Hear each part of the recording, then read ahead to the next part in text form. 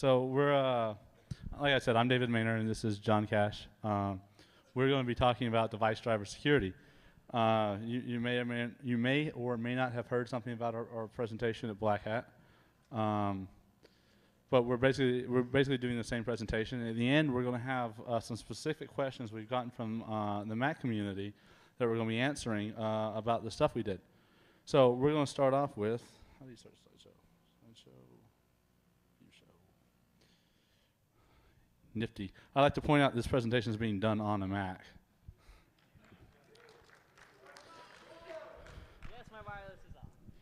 Wireless is off. So we're going to be talking. We're going to be talking a little bit, like I said, about device driver security. It's a very great topic now. So as I've told other people this week, the way we feel about this is operating system vendors like Microsoft, like Apple, Linux distributions, FreeBSD, OpenBSD. These operating system vendors are getting much better at actually hardening their operating system, and you're not seeing as many default attacks. I mean, for instance, the Zotab attack you saw last year wasn't nearly as bad as like MyDoom or any of the other ones before it. They're actually getting better at hardening the operating system. So as an attacker, and I'm assuming there's no attackers in this room because that'd be bad, but as an attacker, you have two choices. You can either go up to the application layer, which would be like SQL injection attacks, PHP file include attacks, or you just send somebody a file that's like, this is a virus, please open it. That would be going up. Now, going down is something that we've been talking about for a little while, but now it's only becoming more applicable. Device drivers actually, unbeknownst to a lot of people, handle a lot of unchecked remote data actually. So if you actually go and look at what the device drivers on your systems do, you have device drivers for USB and FireWire. You have device drivers for your networking stack. You have device drivers for your networking cards and stuff. You have device drivers for your wireless cards. You have device drivers all over the place that will allow people to take basically untrusted input. So what are the problems with some of this device driver stuff? Speed to market is so important. Does anybody in here have an 802.11n card yet? One guy. Oh, I have one too, but it's for a wholly different reason. So, say again? No, all right, never mind. So, one of the things about 802.11n is you'll notice now you can buy things like 802.11n draft cards. So basically what that means is the spec's not quite finalized, so you're able now to buy something that, is conforming to what the spec currently is, and if they change the spec later, you'll have to, flash the firmware on your card to get, new stuff. And people are doing stuff like this because there's a long-held belief in the computer industry, first to market wins. So speed to market is very important. So in your rush to get things out the door and be the market winner, some things just don't get tested properly. And that's where we come in. We were, most of the testing and most of the stuff we found has been tested using fuzzing techniques and things like that. And there's a lot of already good tools available for that. For instance, Scapy is a great packet creation library. It's got a fuzzer built in. You can actually write Scapy scripts that will automatically fuzz stuff. And you can do raw wireless packet injection with it. It's pretty cool. And new hardware and committee design protocols are especially susceptible. We're not big fans of things that are done by committee. I mean, could you imagine having to go to the bathroom and it be approved by a committee? Do you really have to go? Are you sure you have to go? How are you going to go? Please hold your hand, like this while you're going. So, the problem is that, the committee design stuff, a lot of stuff gets left out. Like security's not a large part of most committee stuff.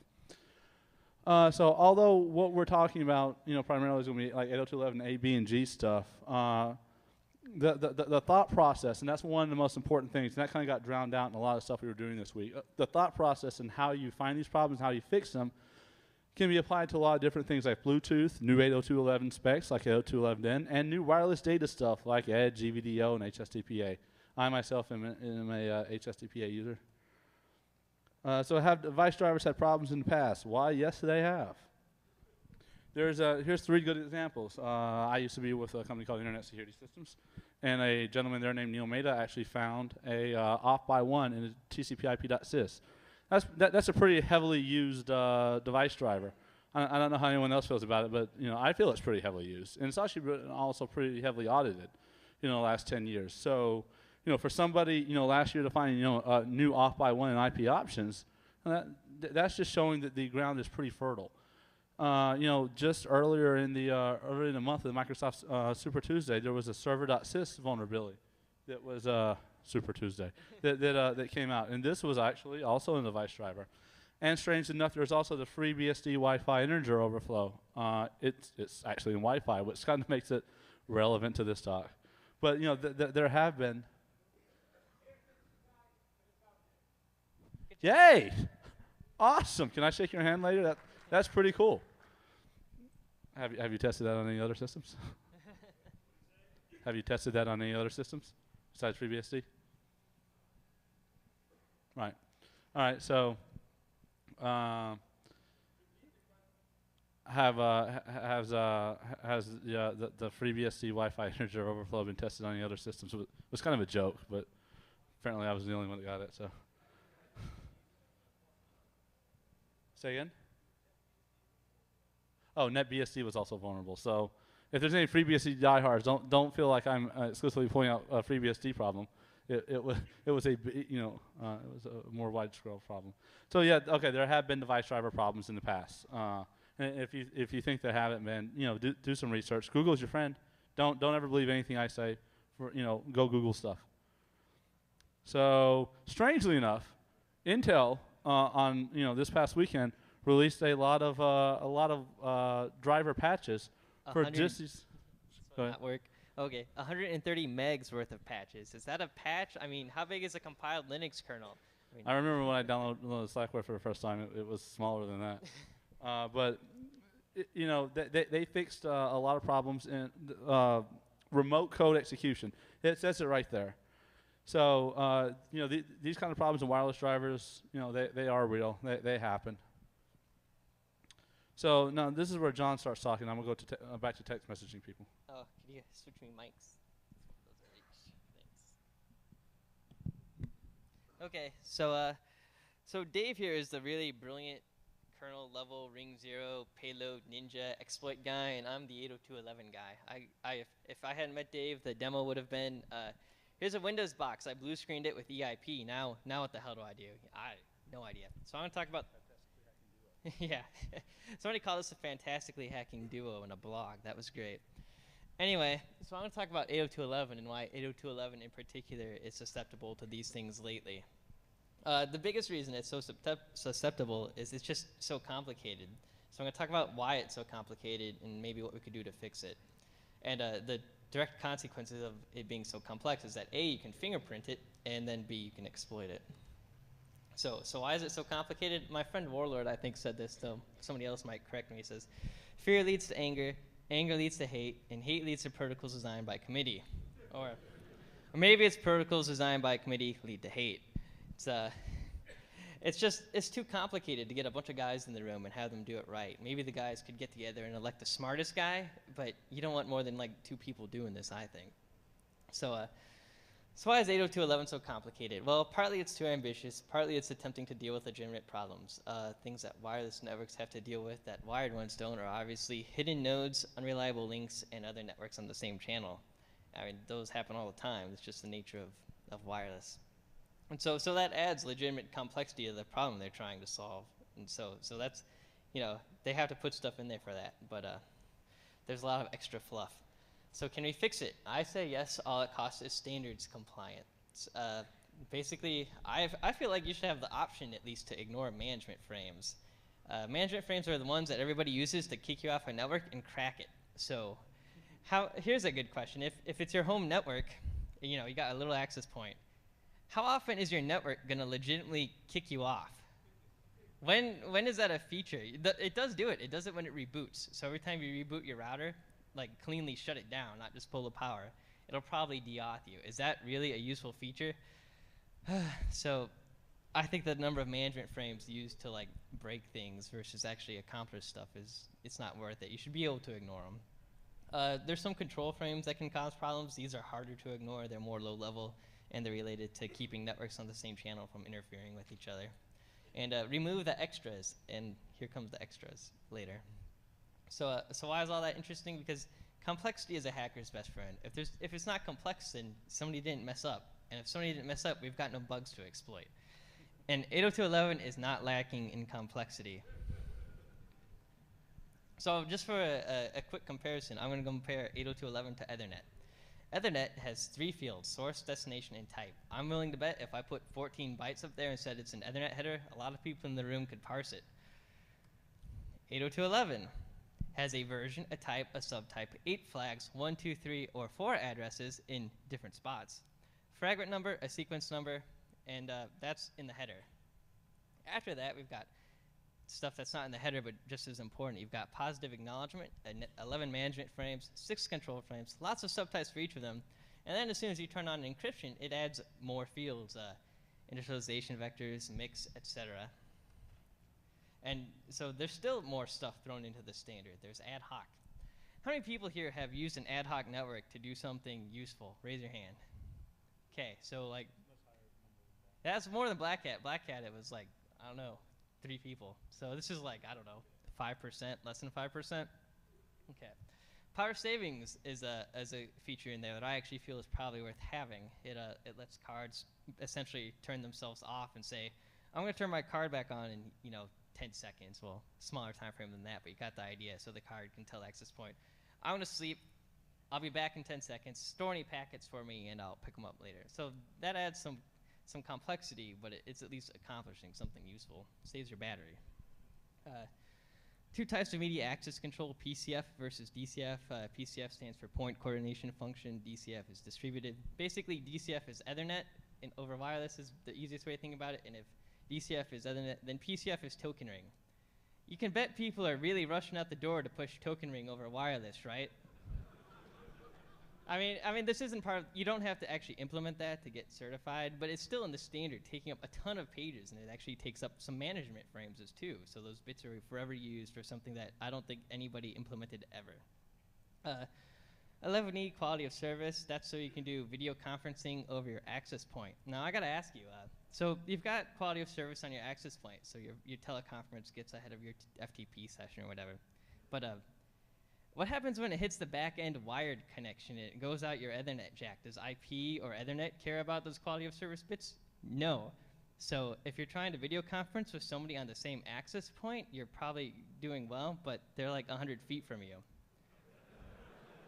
So I'm pretty sure that's going into the standard, and that adds a lot of complexity right there. And finally, just to show you what these crazy standards guys are thinking of, this isn't going to make it in, I really hope. And I'm not on the committee, by the way. You could probably guess that. But somebody told me they were at an 802.11 committee meeting, and somebody proposed geolocating. So this is the layer 2 of your network card, basically trying to tell the access point where you are, or the access point, have it figure out like your coordinates, either GPS or some other coordinate system, so you know where you are relative to other users in the network. What does that have to do with getting packets from A to B? Absolutely nothing, but that's what these people are thinking. So what do you get if you remove all the extras? I called this 802.11 minus minus. Dave here came up with a much more marketing-friendly term, Wi-Fi Lite. So let's call this Wi-Fi Lite. If you remove all the extras, you get a Nintendo DS. It has no Wi-Fi certification. It's nowhere near 802.11 compliant. It ignores deauth and disassociate frames, and it looks like it ignores a lot of other control packets as well. Works great. Yeah, and Nintendo doesn't pay me. In fact, my wife was annoyed that I had spent $120 on a DS for research. I tried the same thing on an Xbox because they have wireless cards, right? And she was like, no. Anyway, so this works great, but it probably doesn't roam very well. Who cares? How many people roam on wireless networks? Let's have another hand-raising thing. How many people have a network that they roam on? Okay, something like 10 people in the room. So a lot of the complexity in these protocols are there for the 10 people in the room who want to roam and the 5 people in the room who have ad hoc networks. And I'm not saying that you shouldn't have the ability to do it, but you should have the ability to turn it off, because that's where most of the bugs are, and things that you don't do every day. I mean, think about it. Everybody here is on wireless networks, and your boxes don't get crashed and owned, right? So your boxes are capable of moving data packets and getting you online. So if you could just take that bit of code that's doing that and strip out all the extra crap they threw in, you wouldn't get, your boxes would not get crashed or owned. So if you could just turn those things off, that would be great. Can't do it though. So anyway, on to fingerprinting 802.11. Why bother? Obviously, if you've got a pocket full of wireless ODay, you could target your exploits. Wireless IDSs could use this to monitor chipset and driver use. So for example, a good scenario is you work for a company, they issue a laptop and they say, okay, you can only use our hardware, not your home laptop, because you've got all sorts of crap installed on it and it's already owned. Okay. I can't really enforce it, at least most people can't. So this will let you go, okay, fingerprint the box they give you, keep track of it whenever you associate, and if it's changed, then they just don't let you on. Now, that's obviously not foolproof. An attacker could just go, okay, they got an Atheros card, this driver, I'm gonna put it in my laptop and I'll get on the network. But it's, a start. And finally, you could use it to refine OS fingerprints if you were having trouble.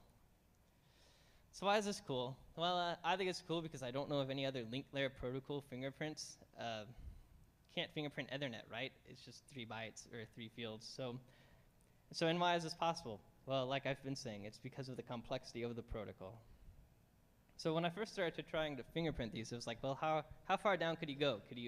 The easiest thing to do is get the chipset or the chipset family. So this is Atheros, Broadcom, Centrino, and then after that, there's different chipsets. There's an Atheros 5212 versus a Atheros 5211, and then there's distinct drivers for the chipsets.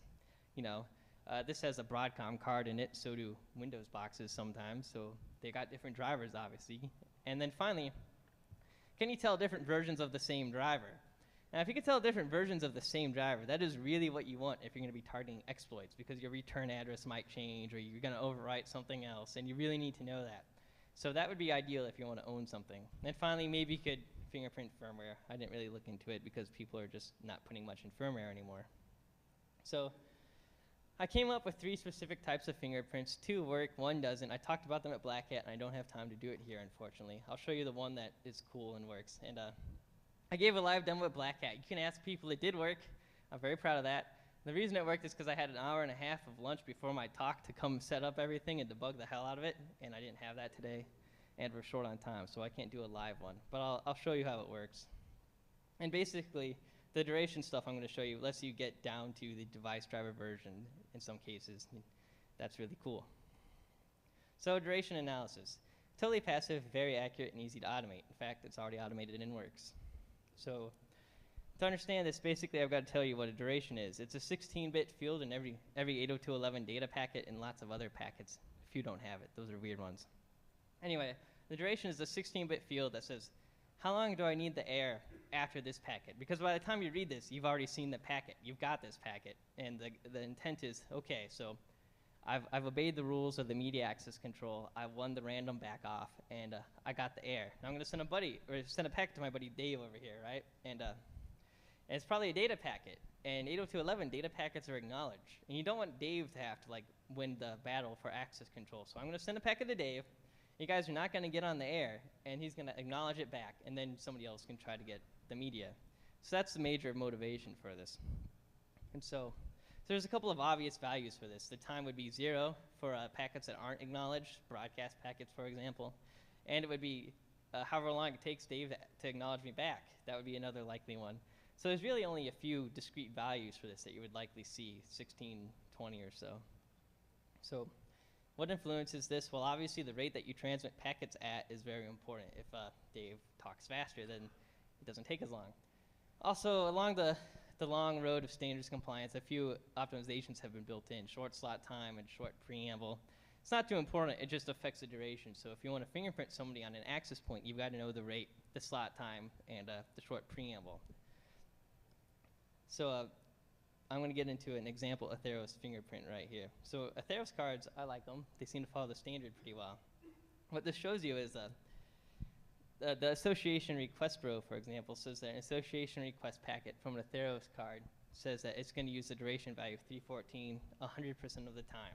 Probe requests are 0 97% of the time, and 314 3%. Why? I have no idea. That seems really strange to me. You think they seem to be deterministic enough that it always uses the same value, or maybe it alternates for some reason, but 97% and 3. And there's a couple of others. It's the same idea. Here's a Prism one. Prism cards are older, if you didn't know. People are still struggling to implement the standard, and it's really obvious here in the authentication packets. You see the duration value of 53389. That's a really long time. In fact, that's an illegally long time. Any duration value than 32,767 is supposed to be ignored. So this card sends numbers that are absolutely wrong. And so if I gave you a packet capture and I said, oh, it has this numbers or these numbers, is it an Atheros or is it a Prism, you could probably tell. Similarly, I wrote a program. It does the same thing. It can tell. Here's an example. I can't stay on these slides for too long, 'cause short on time. But so here's a realistic example. Let's try it. I know it's kind of small, but I couldn't fit it, so I'll try to talk over it pretty well. This is me telling my program, I'm looking at a PCAP from address 000A95. I pass it the path to the PCAP, and then I tell it the print database. So I had to tell it, okay, this came from an access point with this rate and this slot time and so on and so forth. And you can see that the first card listed is a Broadcom Mini PCI. Well, this actually came from my PowerBook, so the Broadcom Mini PCI is not the right card. But you'll notice that the top 3 cards all have Broadcom chipsets, so it's on the right path. And in fact, the score for the Broadcom Mini PCI was 79, and the score for the airport was 78. So they were very, very close. So if you were to repeat this, and note that the airport extreme card is 1 deep in the list, across all the cards I have on a database with 3 different samples from each one, you would get numbers that look like this. S1, S2, and S3 correspond to 3 unique PCAP samples from a given card. And what a 0 in that column means is the card was on top. A 1 means that the card was 1 deep in the list. So the row with a 5 in the left is actually the PCAP I just showed you, the airport extreme one, and it was 1 deep. And basically, that's getting it right an awful lot of time, which is good. So how's it work? I have 5 algorithms. I'll briefly go over one.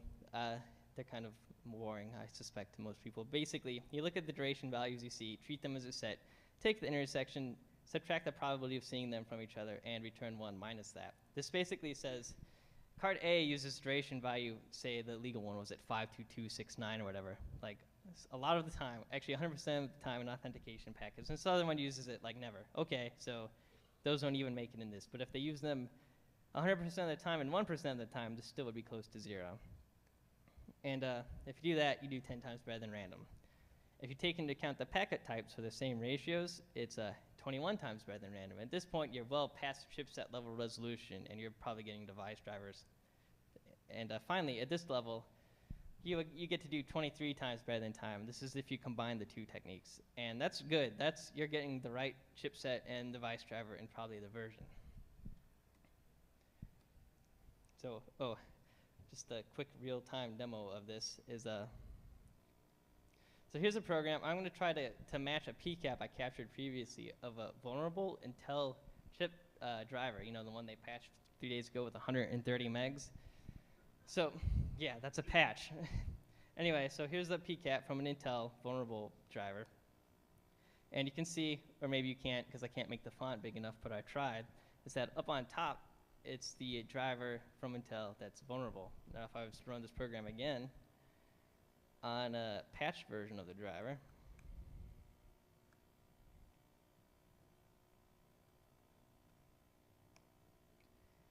the patch driver comes out on top. So this is an example of the program actually being able to distinguish same chipset, same device driver, different version. And that's exactly what you want if you're going to exploit something. So with that out of the way, I'm going to hand it over to Dave, and he can talk all about his Ring Zero foo. Actually, it's not going to be that much, but we're going to be talking about ways to find bugs, just a little bit. I mean, this is all standard stuff, static auditing, your binary analysis, and your source code analysis. The problem is most people don't have access to source code. So when I've gotten stuck in the past when reverse engineering particular device drivers, you know, it's always good to grab an open source version of the driver and take a look at it. It gives you some clues to what's going on. And of course, fuzzing. Fuzzing is how we found most of this. Like I said, we were looking at you know, built-in wireless cards, third-party cards, embedded devices, and access points.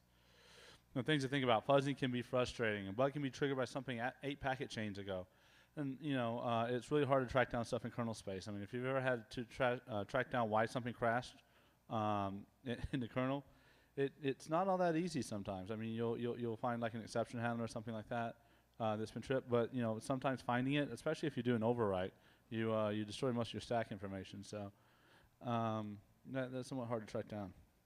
So this is actually John's. John and I each wrote a fuzzer, and this is John's fuzzer. Yeah, mine is not nearly as smart as his, but I'll talk about it very briefly.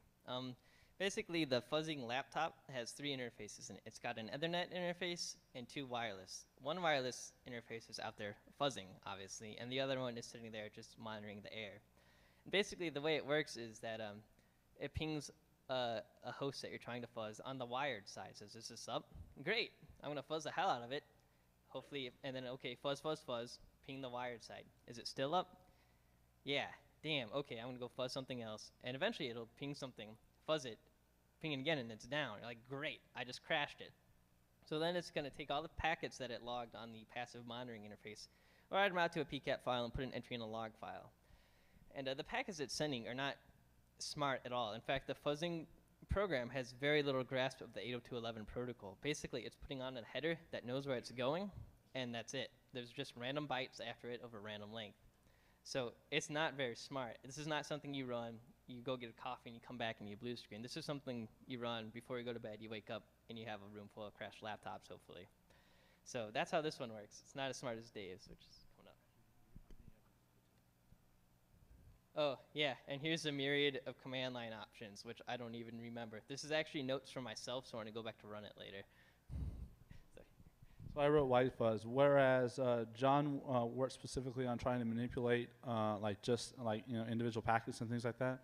The fuzzer I wrote not only will manipulate the individual packets, but will actually chain bad packets together or send things in an out of order or an unusual request cycle. I was trying to find, it's not just a single packet that's going to cause some of these crashes. It's actually what we call a packet chain, or a long chain of events that will lead up to it. So that leads us to shellcode. Shellcode is most times when you write shellcode, you're looking for what we call like the connect back shell, return the return shell or something like that. So actually, a lot of these things, as you're attacking something that's not necessarily on a network with you or something like that, one of the things that people are looking at, one of the things that's hard to do is actually get the connect back shell, because you don't have an IP address, and you gotta need an IP address to do bidirectional communications. So most of the useful shellcode for ring 0 bugs like this are going to drop off a bot or something like that and let that run, and then at the next convenient time, phone home. Shellcode executes at the kernel level. Most generic overflow protection tools, like checking to see if a shellcode page is readable, writable. These third-party tools from companies like Cisco and Intercept and things like that. Most of these don't cover kernel space that well because they take a huge performance hit. And so, that leads to being able to execute things pretty well. Although you have to be careful of a lot of things, especially like NX protection when you try to execute things in user land. So that leads us to a demo. And our demo is actually a video. Has anyone seen this video yet? One person? 2 people. Oh, one of us is my boss, so. It's my mommy likes it. So I have to hold the microphone up to the. We have audio.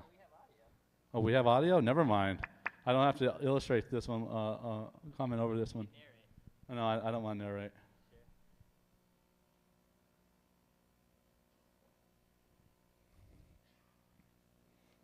John has apple flu.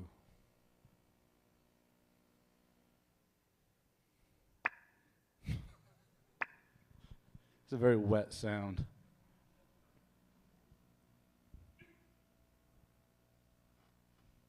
Hi, my name is David Maynor. I'm a member of the research team here at SecureWorks, and on behalf of myself and my co-presenter, Johnny Cash, I'd like to take a minute and show you a demo of something that we wish we could be doing live in Vegas, but due to security reasons, we can't really. So what I'm going to be doing is I'm going to be using this machine as an attacker, and I'm going to be bringing in another machine, dun, dun, dun, boom, that we will be using as the victim. And don't think, however, just because we're attacking an Apple, the flaw itself is in an Apple. We're actually using a third-party wireless card. That's a USB wire card, by the way. So normally for this attack to work, you do not have to have the victim associated to an access point or authenticated in any way. But for the ease of this demo, this machine, this Dell will be acting as a wireless access point with the address of 192.168.1.1. And this machine will have a address of 192.168.1.50. The attack will be launched from here. It will manipulate buggy code and device driver on this apple. And this apple will connect back to the attacker with the shell, at which time I'll have complete interactive access. So there's a couple steps required in setting this up. The first part is turning this laptop into an access point. And I do that with a That's actually not my script I Porsche, wrote by the way. called setup.sh. This will actually create an access point called SW Apple Demo. And we'll make this a wireless access point, and then we will connect the Apple to it. So let's run that script. And we connect to SW Apple Demo.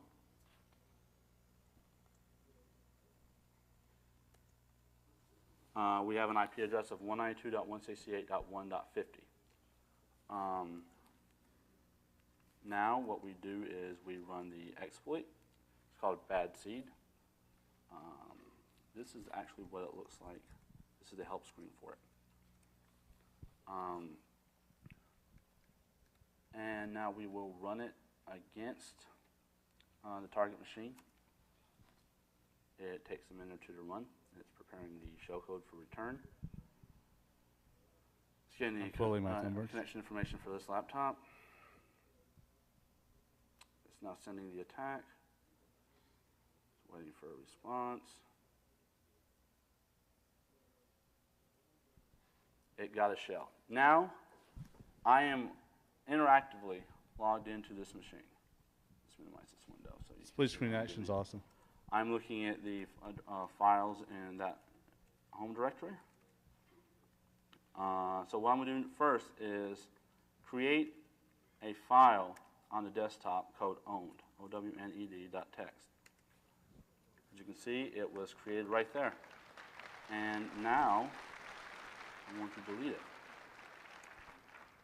For further proof, it's gone. We can open a shell, a new shell, and we can go onto the desktop. We can create a file called password. And in the file I'm putting this is a secret password, exclamation point. I like to use exclamation points as it's actually a secret. There it is created on the desktop. So coming back over here, there it is, cat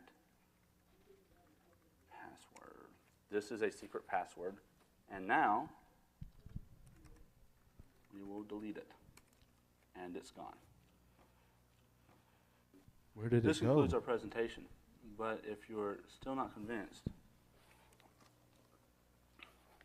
Geez, I'm fat. You know, after this, I decided I should take a couple laps around the there table are just to no make sure. wires attaching the two devices.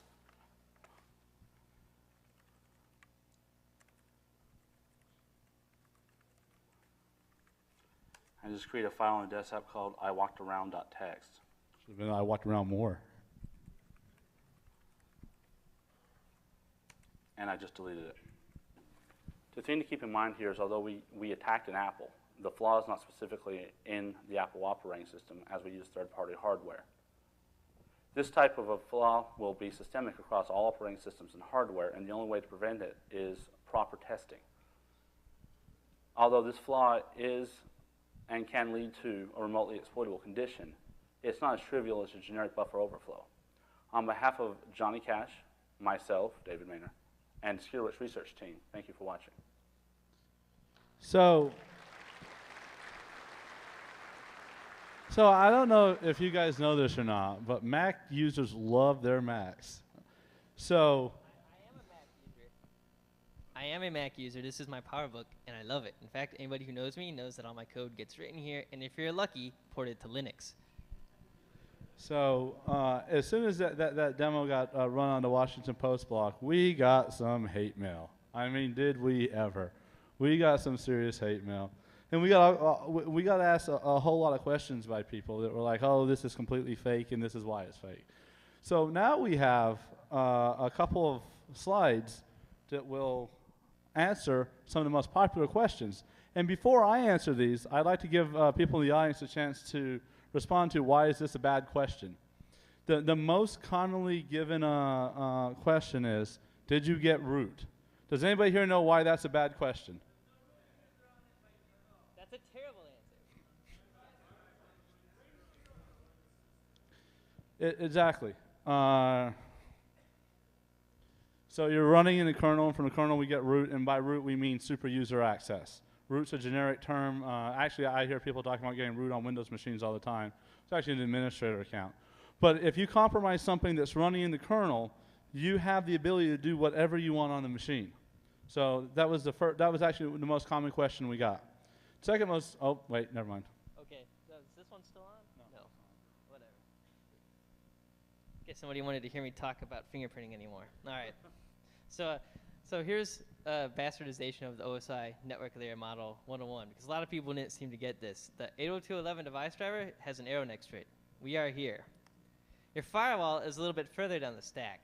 It doesn't get these packets until we've already dealt with them. So, I mean, think about it. A packet comes in off the air into your card on its antenna. You can think of it as needing to get from the card to the rest of your computer. The device driver gets it there. Your firewall cannot see this packet until we've already given it to it. So if the bug's in the driver, your firewall can't help.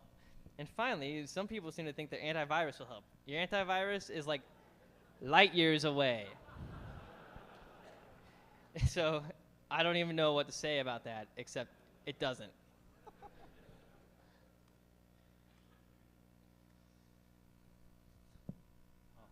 The second question was what services are running. Given the awesome charts were made by Mr. Johnny Cash and OmniGraph just a few minutes ago, would anybody like to tell me why this is not a good question? There you go. The hack attack, this attack happens at the network link layer. No IP packets were required for this attack. Question 3. I'll pay you 10, 100, even $1,000 for a live demo. And I got to tell you, okay, well, first of all, why is this a bad question? All right. For the grammar Nazis, this actually isn't a question. So aside from that, why is this a bad statement then? Well, actually, that is funny. H.D. Moore gets offered $40,000 to $120,000 for unreleased bugs, and we're getting offered $1,000. Wow. Come on, guys. This is insulting. You should know it. Never. I won't knock iDefense. I'm sorry. So this is actually a bad idea because by doing a live demo for you, and somebody wanted us to package up a demo and ship it to them, why would I start distributing copies of something that hasn't been patched yet? That just doesn't seem like a good idea to me. And that's actually the answer to this question.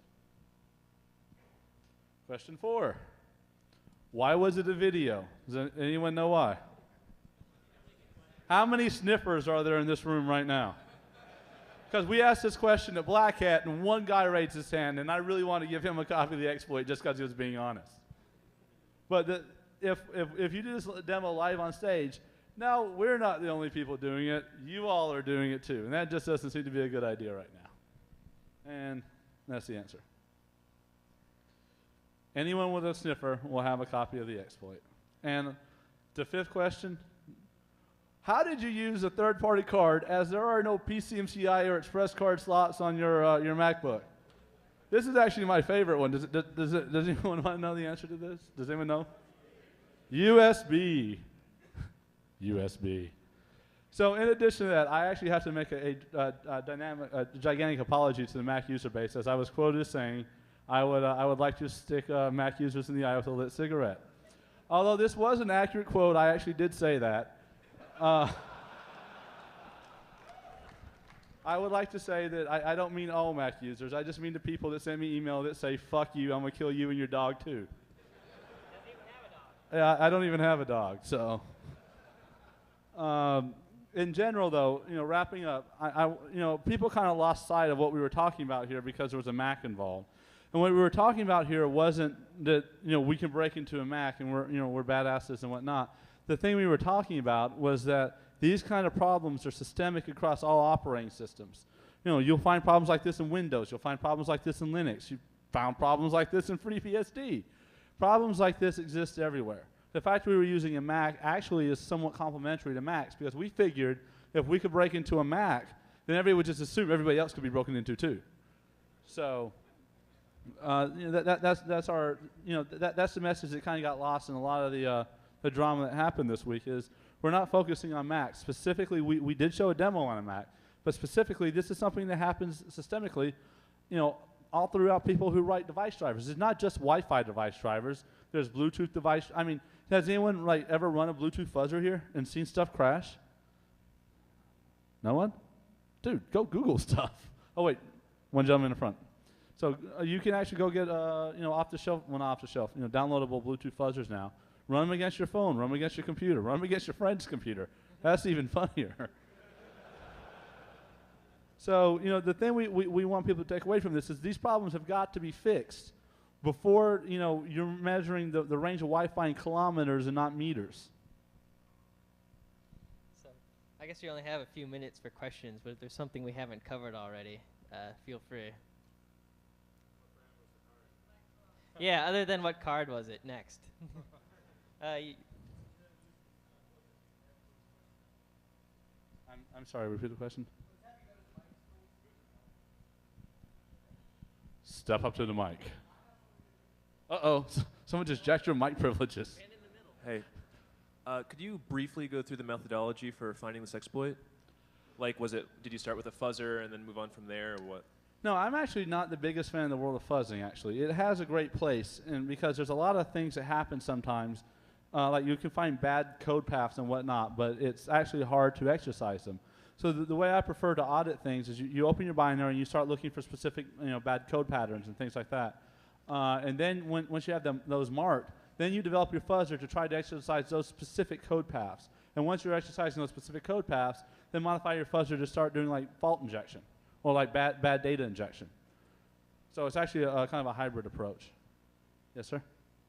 In the Washington Post article, you said that the reason you used the third-party card was because you were pressured by Apple not to do the exploit on the native airport card. But then in the follow-up article, the journalist said that you freely admitted that it was just as effective on the internal card. So the question then becomes, why not just do the video demo without a third-party card? Well, one of the things we're doing now is I've been in communication with Apple this week, and actually Apple has a bit of a hold-up with fixing this problem as I've been incredibly busy and haven't had the chance to get them all of the data they need. But after this talk, I'll be working on that exclusively. One of the things that I'm waiting on now is confirmation from Apple for affected platforms. I realize this isn't a real solution, but are you familiar with Tannenbaum's work on isolating device drivers? I'm sorry, your question is about isolating device drivers? Yeah, I know Tannenbaum worked on it. Right. I'm probably not saying his name right. No, you're talking about Andrew Tannenbaum? Yeah. Yeah. Would this have helped at all? Well, so one of the things that seemed to confuse people a lot is that's of course why we got the you got root question is they don't quite understand that device drivers run in the kernel. Once you compromise the kernel, you can do whatever you want. So offloading things like those kind of device drivers to userland, although they would fix the problem, I'm not an OS architect, so I don't know what kind of performance hit you would take on something like that. Although, actually, trying to push this code away from the kernel is very difficult because there are a lot of very real-time time constraints in the 802.11 standard. It is actually, it's been, originally the first cards that came out, like Prism, did everything in hardware because it was too hard, or I think it was too hard just to do it in software in the kernel. The real-time constraints are just too high. So to actually take it from kernel to userland, I suspect it's probably impractical for 802.11. Other things, though, yeah, it's possible. So maybe do more of it in the firmware of the card? I'm sorry, what was that? So maybe you should be doing more of it in the firmwhere of the card and updating Yeah, that you know when what? it If they put breaks. these bugs in hardware, I don't know what happened, but I seriously doubt we'd be popping a shell. So that would probably help. All right, well, we're out of time. Thanks for all the questions.